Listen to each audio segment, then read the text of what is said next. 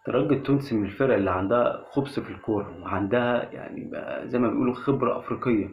بمعنى إن نادي الترجي مثلا كان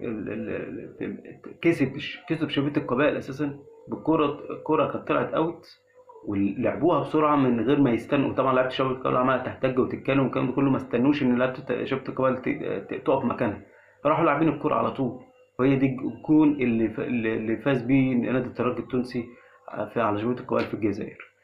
الترجي التونسي كسب الشباب بلوزداد وكسب شبيبة القبائل بنفس النتيجة في الجزائر، وتعادل مع المريخ السوداني 1-1. وخسر من نادي الزمالك هنا في القاهرة في ملعب برج العرب، خسر 3-1.